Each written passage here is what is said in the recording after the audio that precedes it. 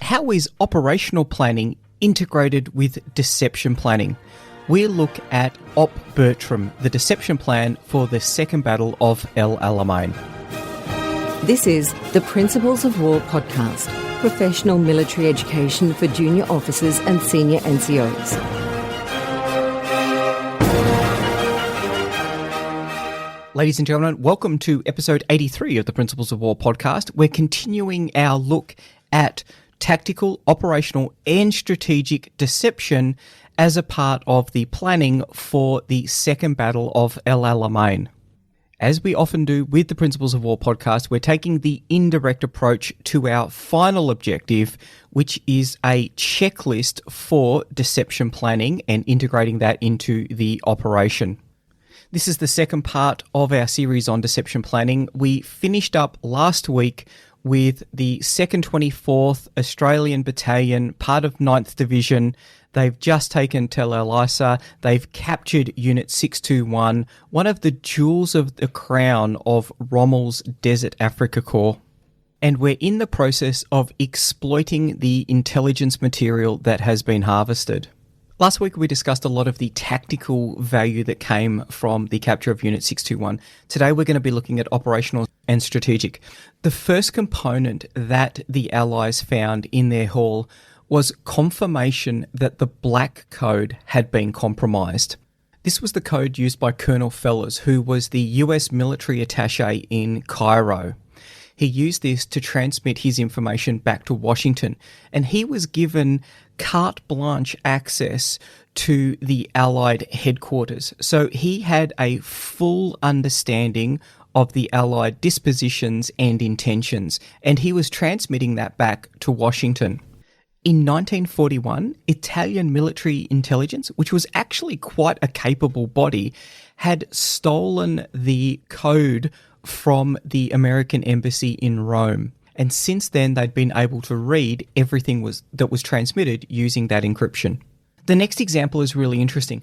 Two of the German signalers each had copies of Daphne du Maurier's Rebecca. Now, I've never read the book. It must be pretty good, though. It was written in 1938, and it hasn't been out of print since then, and it sold over 2.8 million copies. However, the German signalers couldn't speak English, so that's a little bit unusual. This was a book that was being used by the signalers for encoding and decoding messages to two spies who were in Cairo. They were working with Anwar Sadat, who would become the future president of Egypt. These spies had been driven to Egypt by Laszlo Almasi. He was a Hungarian working for the Abwehr. His exploits would become part of the Academy Award-winning movie The English Patient. Now, these two spies, it was known that they were in Cairo, and in fact, Bletchley Park had broken their code, and they'd sent a warning of Almasi's mission to insert the two spies into Cairo, but it was late being decrypted because of the flap that had occurred with the German advance to El Alamein.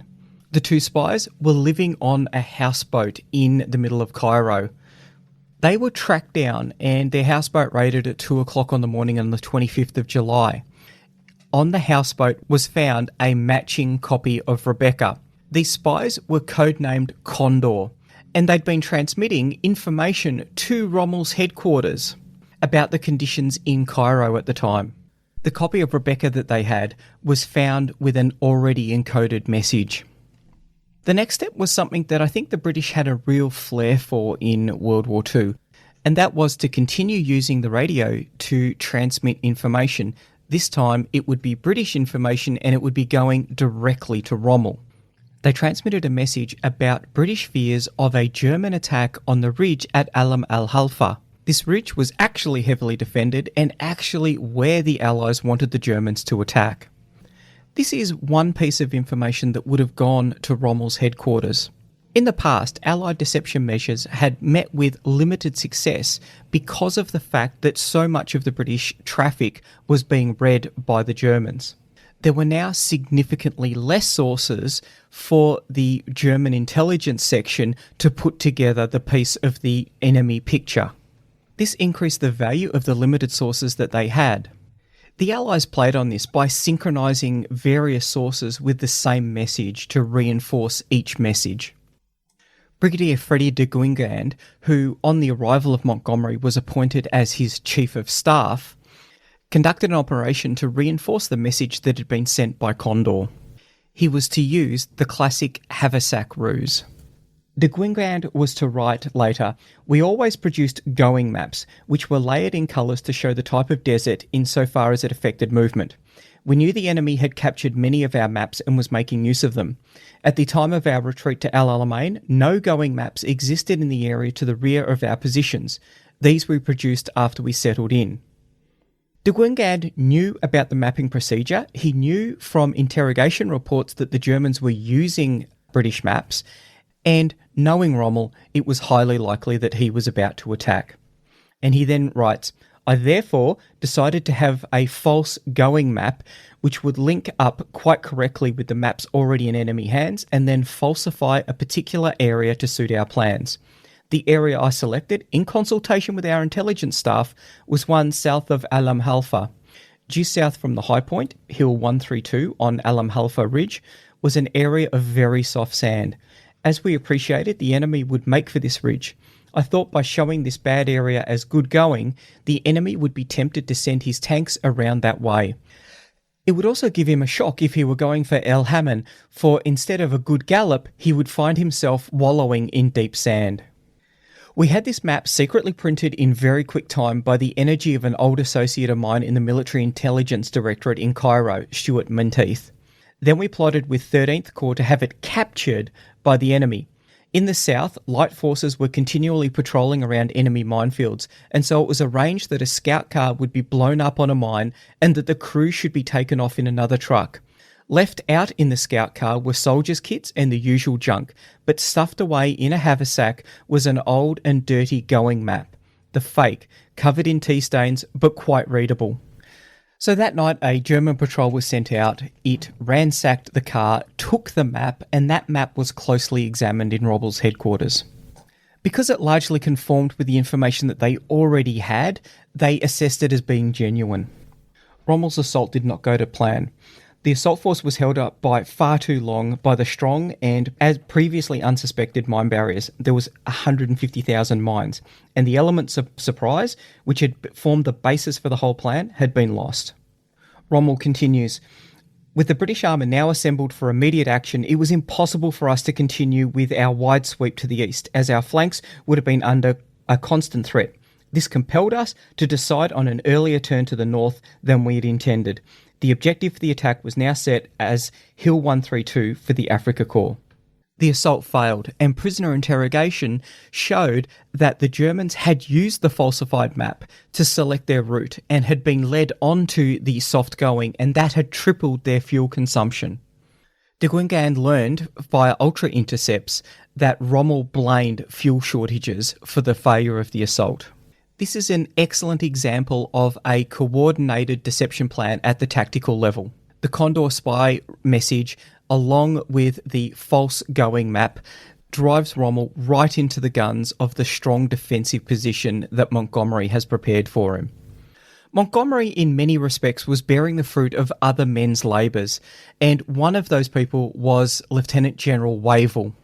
He had put in significant effort to build up the deception capabilities of the 8th Army.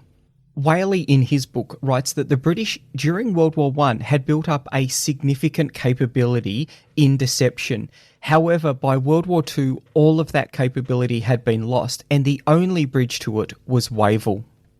Wavell, during World War I, had worked with T.E. Lawrence and with Allenby. He'd participated in the Megiddo campaign, which was brilliantly deceptive.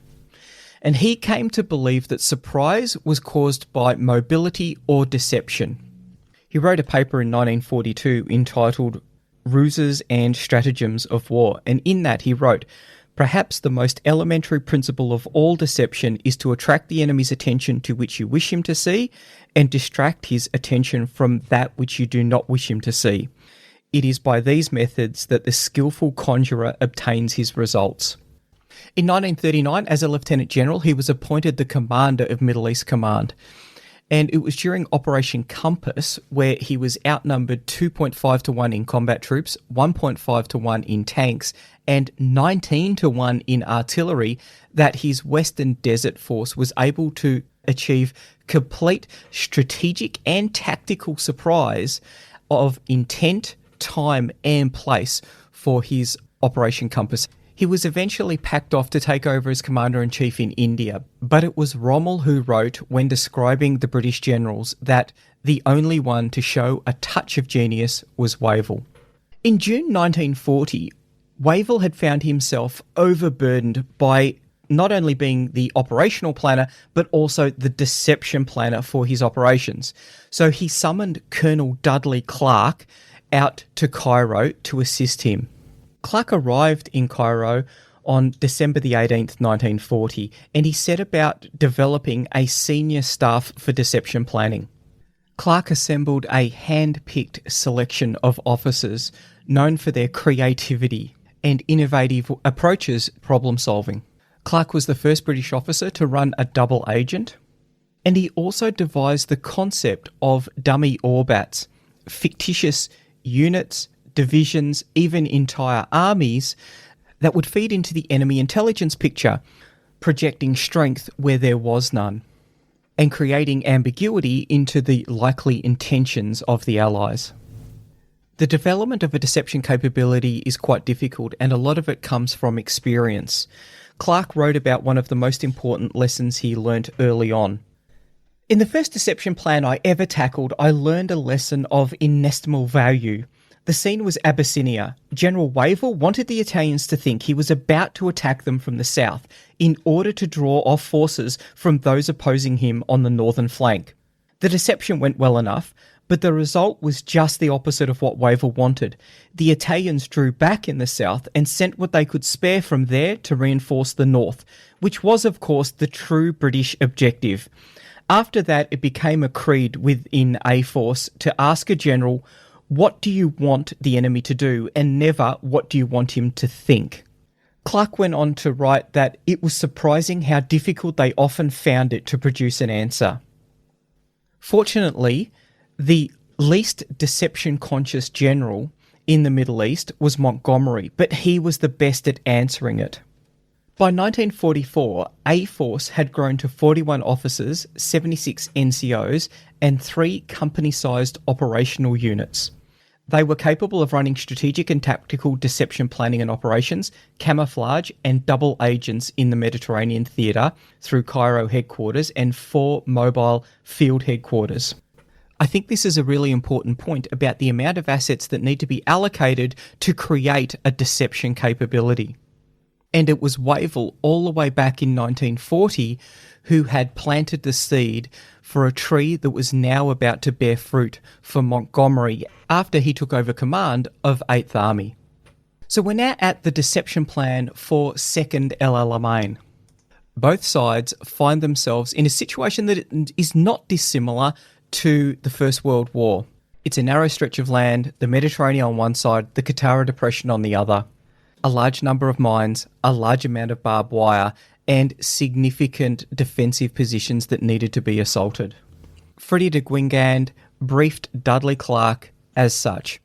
Well, there it is. You must conceal 150,000 men with 1,000 guns and 1,000 tanks on a plain as flat and hard as a billiard table, and the Germans must know anything about it, although they'll be watching every moment, listening for every noise, charting every track. You can't do it, of course, but you bloody well got to. They were the instructions for the deception plan for Operation Lightfoot. This was Montgomery's assault for 2nd El Alamein. A Force's plan was to deceive as to the location, time, and intent of Op Lightfoot. To do so, Clarke came up with 2 operations, Operation Treatment, which is the strategic deception plan, and Operation Bertram, which is the tactical deception plan. Treatment was to put out the message that there was going to be no major offensive in the Western Desert at all. The threat from the Caucasus was too severe to permit the Allies to conduct offensive operations in the desert. A minor offence was to occur, and it was the intent of that offence was for Montgomery to develop his troops under operational conditions and to improve his tactical positions. The major offensive was still directed at Crete. A conference was planned for the 26th of October, and this would include the Commanders-in-Chief of Middle East, Persia, Iraq and India commands. That was going to be Alexander, Tedder, Maitland, Wilson and Wavell. Preparations were made for their travel and accommodation. These preparations were only cancelled after Op Lightfoot was well underway. Not only that, but the last week in October was scheduled as a leave period for the 8th Army. Rooms were booked in Cairo hotels and units were encouraged to conduct sporting engagements and social activities during this period. Clark used his Cheese Network, which was a network of fictitious spies, to feed information into the Abwehr. A series of other coordinated activities also occurred. Dummy landing craft were assembled in Cypriot harbours, dummy gliders were assembled at Egyptian airfields, and Greek forces were put on standby. Rumours were also promulgated throughout the Greek exile community. This actually had some impact, with Hitler ordering on the 23rd of September that the garrison within Crete needed to be reinforced, and he repeated that order on the 21st of October. During the planning for Op Treatment and Op Bertram, Clark was called away to the United States to support the planning for Operation Torch. These were the amphibious operations to be conducted in North Africa. This would be conducted from the 8th to the 16th of November and would occur 3,500 kilometres to the east. There was a UK force sailing 2,700 miles and the US force would sail 4,500 miles. Now, the big risk for Torch was U-boats. In June in 1942 saw 700,000 tonnes of shipping sunk by U-boats. So a deception plan for Torch was a prerequisite for a successful landing. 2nd El Alamein would benefit from that strategic plan. That deception plan had the strategic intent of denying the Germans knowledge that there was no landing planned in northwestern Europe for 1942. If they didn't know that there wasn't going to be a landing, they would hold troops in that European sector. And they didn't want any reinforcements going to the Middle East or to Russia. They also needed to deny the U-boats the ability to interdict those convoys with their most precious cargo. So that's Op Treatment, the strategic deception plan for Operation Lightfoot. Let's have a look at the tactical plan. This is an incredibly intricate plan because the Germans were going to be able to see most of the movement that occurred. And Clark believed that the lie, which is the cover plan, was so precious that it should be flanked with an escort of truths. So Operation Lightfoot, and the name Lightfoot was a joke reference to the infantry who would have to move through the Devil's Gardens of mines. So the plan for Lightfoot was 30th Corps under Lees would be the main effort in the north. It would breach the minefields and engage the main defensive lines, then conduct an attritional battle, crumbling the defences. The main effort weighted with a significant amount of artillery to enable the infantry to achieve their objectives. 10th Corps under Lumsden would conduct a passage of lines. This is the Armoured Corps. They would establish defensive positions and then destroy the Afrika Corps as they attempted to counterattack. Montgomery was still not confident in his armour, particularly in the offensive. And remembering that they'd fought from static positions that had been dug in the Battle of Alam al-Halfa. 13th Corps, which is to the south, would conduct a demonstration. They would deceive the Afrika Corps as to what the main effort was to be, and they would deny them the ability to release their reserves at the correct time. Lieutenant Colonel Charles Richardson, who was the chief planner in 8th Army Deception, described Lightfoot as terribly obvious. The main effort would see significant massing, and so the problem was how to hide this, how to hide the artillery, how to hide all of the supplies. Early reconnaissance detection of that build-up would signal the main effort, and this would, at best, significantly increase battle casualties, and at worst, it would see Lightfoot fail. The objectives for Op Bertram were, first, to conceal the true nature of preparations in the north. Second, suggest that an attack was being mounted in the south. Third, given that all of the preparations in the north could probably not be hidden indefinitely, minimise their apparent scale.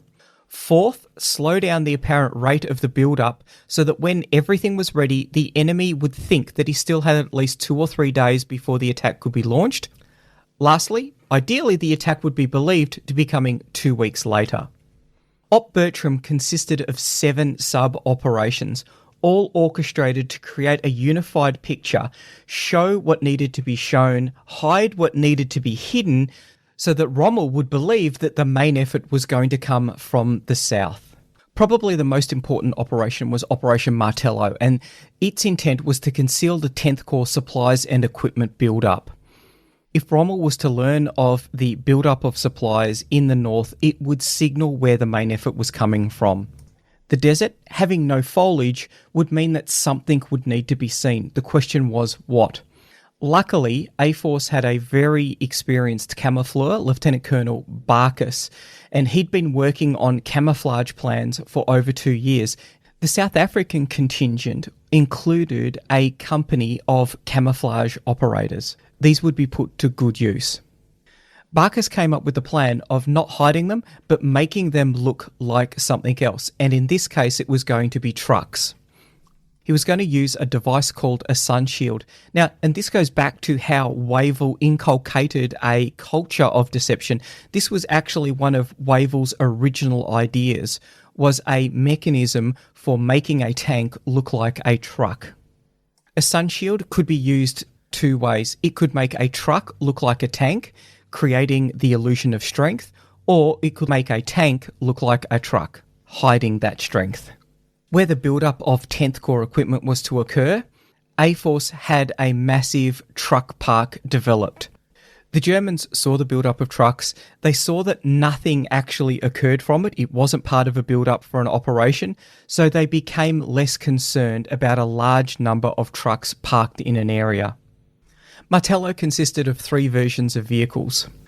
700 empty sunshades, which could look like trucks and were waiting for tanks that would be eventually occupy the space underneath them. Secondly, boxes of the real supplies, mostly food needed for the attack, which would be stacked in the shape of trucks or under the sign tents where the crew were meant to sleep. And real trucks, which were used for the main attack and the crews that would provide activity in the area. The only supplies not covered by this scheme was the fuel for the 10th Corps needed. These would be deposited in slit trenches, which would be unobservable from the air, and there was a significant number of slit trenches already in the El Alamein area. Reconnaissance aircraft? These slit trenches were viewed from reconnaissance aircraft, and the Allies were able to hide 2,000 tonnes of fuel in plain sight in these slit trenches. Sub-Operation Cannibal did the same thing except for the guns and the gun tractors, or the so-called quad truck. These were very distinctive and required something a little bit more complicated than the sun shield. Cannibal split the gun and the limber from the quad and put them both under covers that made them look like trucks. Now, definitely check out the show notes because I've got lots of pictures that describe how all of this fit together, and I've also got a couple of maps that show where these deception operations were conducted. The guns were actually moved into position a month before Operation Lightfoot would commence. 360 guns. They remained there, no activity, and this encouraged the Germans to decrease their vigilance. In a similar but more complicated vein was Sub-Operation Munasib. The camoufleurs created 3 regiments of dummy gun positions in the south. However, dummy positions require maintenance, and these positions didn't get that maintenance. So eventually, over time, the Germans were able to see that these were dummy positions. But Munasib was a double cross, designed for use when the actual attack came. Once the attack started in the north, the gunners replaced the dummy guns with real ones and made the Germans think that the dummy gun position had been created to conceal a main attack in the south. The impression of a logistics build-up in the south was supported by sub-operations Diamond and Brian. Diamond was a fake water pipeline. Workers would dig 5 miles of trenches each day and install a pipeline which was made from discarded fuel cans. they would be put inside the trench. At night, those same crews would dig up the trench, dig up the fuel cans, and replace the dirt, and then move 5 miles further down the pipeline. The illusion was supported with the development of dummy pumping station and reservoirs, and it was not only designed to create the impression that the main effort was to come from the south with the build-up of water supplies there, but also the time. The rate of advance of the pipeline would not be completed until the beginning of November. Bryan was the reverse of Martello, and it saw the development of fake supply dumps which were capable of holding 7,000 notional tonnes of supplies in the south. Operation Lightfoot would commence on the 23rd of October, but initial moves for the deception plan had commenced weeks prior, with the creation of the fake truck parks. However, the British would commence their final shell game in the days just prior to the 23rd of October. 10th Corps tanks, which had previously moved into an assembly areas in the south, and these movements had occurred during the day so that they would be seen by the Germans, moved during the night to occupy empty sun shields in Martello. As each tank left its position, it was replaced by a dummy tank. Tank tracks were cleared, and as they moved into Martello, each tank occupied its designated sun shield. Canwell was a radio deception plan that simulated the entire communications net of the 10th Armoured Division. 25 radio transmitters were used to simulate the radio traffic of 8th Army headquarters, the headquarters of a corps and 2 divisions and 5 brigades. On the 23rd of October, 30th and 10th Corps commenced Operation Lightfoot. The battle would continue until 11th of November and set in train a withdrawal for the Panzer Army Africa all the way to the Tunisian border. The 5th Panzer Army would be landed to support operations following the Torch landings. 5th Panzer would join with Panzer Army Africa to create Army Group Africa. This would surrender on the 13th of May 1943 and would see 230,000 prisoners taken. How can we assess the success of Op Bertram then? Firstly, there was no positive identification of the main effort. The Panzer Army Africa report of the 10th of October states, the British may launch an offensive soon. Panzer Army thinks that the main weight of the enemy attack will be south of Rouissat, the centre of the 30-mile line, and perhaps also on either side of the coast road. A follow-on report on the 16th of October defined the dates of the attack to 20 to 25th of October. While the Germans seem to have identified the British when, they appear to have been unsure of where the main attack would fall, and they indicate the south but perhaps the north. This inability to accurately identify the British main effort is reinforced by their continued separation of their counter-attack forces in the north and south. It isn't clear how certain they were of the timing of the attack, however, because one critical component of it was that Rommel wasn't in the AO. He had been receiving treatment for a medical condition. And it wasn't until the night of the 25th that he returned back to take command. There were also negative reports by German reconnaissance. So the report of the 10th of October shed some light onto the German reconnaissance posture. As assembly of the attacking troops and artillery will take at least 1 or 2 days, our own troops cannot be taken by surprise provided they keep their eyes open and make use of every means of observation. However, the Germans never reported the specific indicator they were looking for.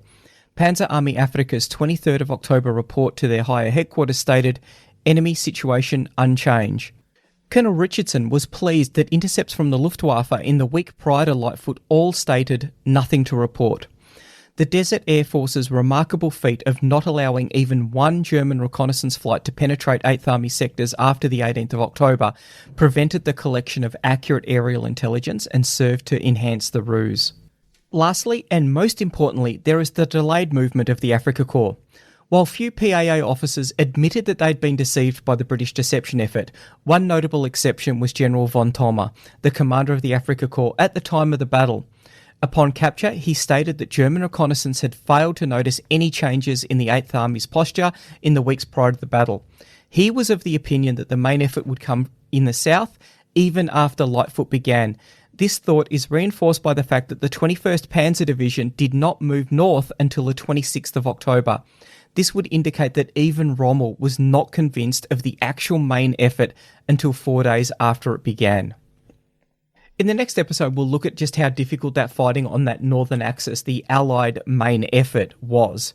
And if the 21st Panzer had been committed earlier, or indeed had been positioned there prior to the commencement of Lightfoot, we can imagine how much more difficult that fight would have been, and potentially the inability of the 8th Army to achieve the breakout. Added to this is the reinforcements that didn't come, the ones that were tied down in places like Crete. Two things for me that led to the success of Op Bertram and Op Treatment in supporting Op Lightfoot. Firstly, the resources that were allocated to it. 360 cannibals were created to hide 25 pounders. Almost 1,000 sunshades were created to either hide or show tanks or trucks based on the operational plan. This is a significant amount of resources, and part of it was due to Colonel Clark's ability to reach into 8th Army headquarters and get the resources that he needed. On top of that, there was years of deception planning experience based on the efforts of Wavell to create that deception capability within the Western Desert Force. Lastly, there is the integration between operational planning and deception planning. Treatment and Lightfoot weren't tacked on as an afterthought after the plans team had come up with Operation Lightfoot. Operation Lightfoot was created in conjunction with the development of the deception plan. This was really important because there wasn't a lot of room for more traditional deception methods to be used. I'll finish off now with Barton Wiley's process for deception. This is his 10-point plan for the creation of a deception plan. 1. In planning a deception, the planner must know its strategic goal. For the magician, this is always simply to provide the audience with a pleasing and surprising effect or puzzle, for that is all they expect if he is to earn his keep. For the military commander, it may be to launch a surprise invasion of another country, effect a landing on an enemy beach with minimal initial opposition, get the jump on the enemy with a new attack or counterattack, or simply get a reconnaissance or rescue party in and out of hostile territory with sufficiently low casualties to assure success. These goals pose the kind of problems that planners initially face. They are the givens he must work within. 2. The planner must decide how he wants his target to react to such a given situation. The magician requires only that his audience concentrate their attention and interest on the portrayed effect to the exclusion of the secret method. For the military deception planner, however, the problem is more subtle. He then alludes to Dudley Clark's experience, where he focused on what he wanted the enemy to think, not what he wanted the enemy to do. 3. Only then must the planner, by himself, whether general or magician, decide what he wants the target to think about the facts or event, precisely what it is they should perceive. 4. He must decide specifically what is to be hidden about those facts or impending events and what is to be shown in their stead. In doing this, he should remember the caveat that hiding and showing ideally take place simultaneously, as any deviation from simultaneity gives the target more time to discover the switch. In military practice, hiding usually takes place prior to showing, only sometimes simultaneously, and fortunately rarely afterwards because of the extreme risk. 5. The planner now analyses the pattern of the real things to be hidden so as to identify its distinguishing characteristics, specifically which of these characteristics must be deleted or added in order to give another pattern that suitable masks, repackages, or dazzles. 6. He does the same for the false things to be shown to give another pattern that plausibly mimics, invents, or decoys. 7. At this point, the planner has designed a desired effect together with its hidden method. He must now explore the means available for presenting this effect to the target. The magician may be limited by the type of apparatus he has at hand, his ability to purchase or construct appropriate new apparatus, or the theatrical ability. Military commanders or practitioners of intelligence may be limited by their available deception assets and will often have too little time to acquire additional ones. they must make do or go back to stage 4 planning and try for an alternative design. 8. Having the effect and the means, the planning phase has ended and the operational phase begins. In magic, the planner is usually also the performer. In the military and intelligence fields, the deception planner usually hands over the plan of execution to operational units to present or sell the effect. 9. The channels through which the false characteristics and patterns are communicated must be ones open, directly or indirectly, to the target's senses. A magician should not use a false count or clicking coins before a deaf spectator. An intelligence officer should not plant disinformation in a newspaper unless he has reason to believe the enemy monitors that paper. 10. In order for the deception to succeed, the target must accept or buy the effect. Deception will fail at this point only if the target takes no notice of the presented effect, notices but judges it irrelevant, misconstrues its intended meaning, or detects its method. Conversely, the target will take notice if the effect is designed to attract his attention, find it relevant if the effect can hold his interest, form the intended hypothesis about its meaning if the projected pattern of characteristics is congruent with patterns that are already part of his experience and memory, and fail to detect the deceptions if none of the ever-present characteristics that are incongruent are accessible to his senses. Effective deception planning must anticipate all 4 of these contingencies, and a wise deceiver will seek feedback, monitoring the target's responses to assure that these 4 contingencies are being met. I think Whaley's 10-step process provides a simple step-by-step guide to enable practitioners to be able to come up with workable deception plans. Critically, deception planning doesn't occur in a vacuum. It must be part of the operation, and it also needs information about the target audience, and that is usually the enemy commander. Hopefully you'll have gotten a few ideas out of it. If you're interested in deception, then definitely have a look at Barton Whaley's book. It does have a whole series of 80 case studies in there. There's lots of ones that we haven't looked at that are really interesting as well. We also really haven't touched on the British double-cross system, the use of turned spies. There's a large number of factors that does go into successful deception planning, and we've only really scratched the surface. So have a look at the references. I'll put them up on the show notes. And if you're interested, go and have a look at them.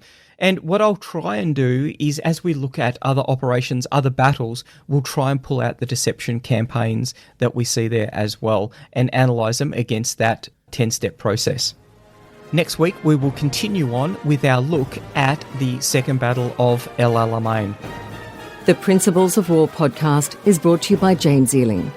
The show notes for the Principles of War podcast are available at www.theprinciplesofwar.com for maps, photos, and other information that didn't make it into the podcast.